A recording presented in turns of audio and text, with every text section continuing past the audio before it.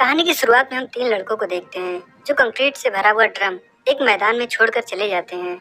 इसके बाद कहानी फ्लैशबैक में जाती है जहां हम तात्सुओ नाम के लड़के को देखते हैं जो अपने ही जूडो खेलने वाले दोस्तों से लड़ाई करता है और बुरी तरह पीटा जाता है। अगले सीन में तात्सुओ अपने घर पर होता है जहां उसकी मॉम उसकी बुरी हालत देखकर तात्सुओ की मदद करना चाहती हैं।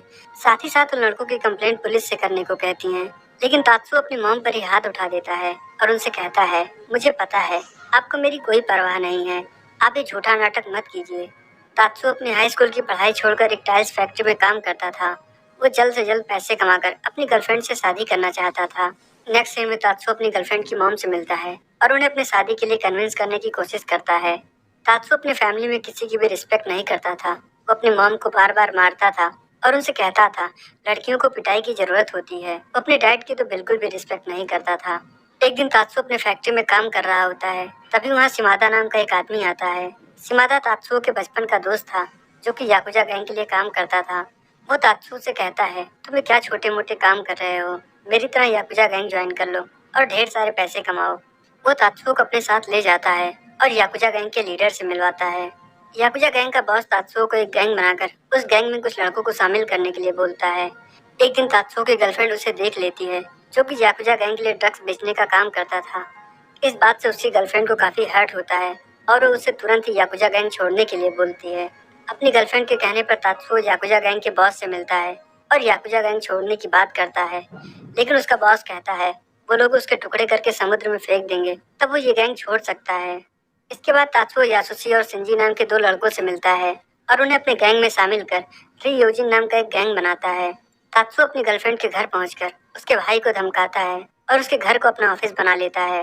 स्टार्टिंग में छोटी मोटी चोरी करते हैं, लेकिन धीरे धीरे लड़कियों को किडनैप कर उनको सेक्सुअली अब्यूज करने लगते हैं। कई बार पुलिस इन्हें अरेस्ट भी करती है, लेकिन इनका कनेक्शन याकुजा गैंग से होने की वजह से कोई भी इनके खिलाफ गवाही नहीं देता है और पुलिस को इन्हें छोड़ना पड़ जाता है। एक रात तात्सुओ उसके गैंग के साथियों की नज़र जुनको पर पड़ती है जो अपना काम खत्म करके वापस घर जा रही थी। तात्सुओ अपने एक साथी से उसकी साइकिल को हिट करने के लिए कहता है। शिंजी के ऐसा करने से जुनको साइकिल लेकर वहीं गिर जाती है और उसके पैर में चोट लग जाती है। तभी तात्सुओ जुनको के पास पहुंचता है और जुनको की मदद करने का झूठा दिखावा करता है। जुनको वहां से जाने लगती है और तात्सुओ भी उसका पीछा करते हुए उसके घर जाने लगता है। तात्सुओ जुनको को उसके घर तक ड्रॉप करने का नाटक करता है, लेकिन जब जुनको उसे मना कर देती है, तात्सुओ अपना असली रंग दिखाता है और जुनको को धमकी देता है कि उसका कनेक्शन याकुजा गैंग से है। अगर जुनको ने उसकी बात नहीं मानी, वो जुनको और उसके घर वालों के साथ साथ उसके घर को आग लगा देगा। तात्सुओ जुनको को धमकाकर अपने साथ चलने के लिए मजबूर करता है और जुनको को एक होटल में ले जाता है जहां वो जुनको को सेक्सुअली अब्यूज करता है। इसके बाद वो मिनाटो को फोन करता है और अपने तीन दोस्तों को बुलाकर जुनको को मिनाटो के घर ले जाता है और कुछ दिनों के लिए जुनको को अपने घर रखने के लिए मजबूर करता है, जहां वो सभी जुनको को एक कमरे में ले जाकर उसे सेक्सुअली अब्यूज करते हैं। अगले दिन तात्सुओ अपने बहुत से दोस्तों को बुलाता है।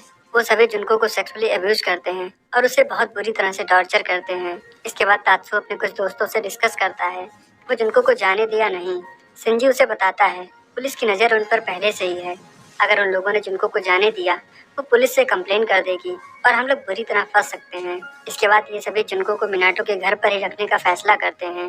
जुनको कई दिनों से अपने घर नहीं गई थी। उसकी माँ इस बात से बहुत परेशान थी, इसीलिए तात्सुओ जुनको से फोन करवाता है और उसे अपनी माँ से झूठ बोलने को कहता है। जुनको अपनी माँ से बताती है वो कुछ दिनों के लिए अपने दोस्त के घर है। इस बात से जुनको की माँ को थोड़ा रिलैक्स फील होता है। अगले दिन मिनाटो उसी रूम में गेम खेल रहा होता है। जुनको उसके पास जाकर उससे बात करने की कोशिश करती है। जुनको मिनाटो से कहती है वो उसे घर जाने दे, वो किसी को कुछ भी नहीं बताएगी। वो मिनाटो से बहुत रिक्वेस्ट करती है, लेकिन वो तात्सुओ से इतना डरता था वो जुनको की मदद करने से मना कर देता है।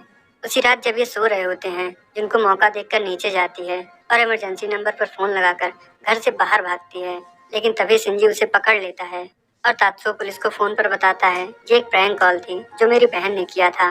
शिंजी जब जुनको को पकड़कर अंदर ला रहा होता है, मिनाटो की माँ जुनको को देखकर समझ जाती है इन लोगों ने जुनको को किडनैप किया है। इसीलिए एक रात जब ये चारों सो रहे होते हैं, मिनाटो की माँ जुनको को वहाँ से भगाने की कोशिश करती है, लेकिन शिंजी उसे फिर पकड़ लेता है और वो सभी जुनको को सेक्सुअली अब्यूज करते हुए बहुत बुरी तरह से टॉर्चर करते हैं। तात्सुओ जुनको के पैर पर लाइटर का फ्यूल गिराकर उस पर आग लगा देता है। इसके बाद वो अपने बहुत से दोस्तों को बुलाता है और वो सभी जुनको को बारी बारी से तब तक मारते हैं जब तक वो थक नहीं जाते हैं। इन सभी के टॉर्चर से जुनको की हालत इतनी खराब हो जाती है वो चल भी नहीं सकती थी। एक दिन जुनको जब प्यास से तड़प रही होती है, ये सभी उसे टॉयलेट कर अपना यूरिन पीने के लिए मजबूर कर देते हैं और इतना मारते हैं कि जुनको अपना दम तोड़ देती है। इसके बाद तात्सु उसी फैक्ट्री में जाता है जहाँ वो काम करता था।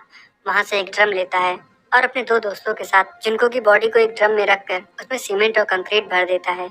इसके बाद हम मूवी का वही स्टार्टिंग सीन देखते हैं जहाँ तीन लड़के एक ड्रम को मैदान में रखकर चले जाते हैं। कुछ दिनों के बाद पुलिस एक फैमिली के मर्डर के इल्जाम में तात्सु को गिरफ्तार करके पूछताछ करती है। डिटेक्टिव जब उसे बताता है तुमने किडनैप करके मर्डर भी किया है, तात्सु को लगता है पुलिस जुनको के बारे में बात कर रही है। उसे बिल्कुल भी अंदाजा नहीं होता है कि एक फैमिली के मर्डर की बात कर रहे हैं। तात्सु उनसे जुनको के मर्डर का गुनाह कबूल कर लेता है और ये मूवी यहीं खत्म हो जाती है।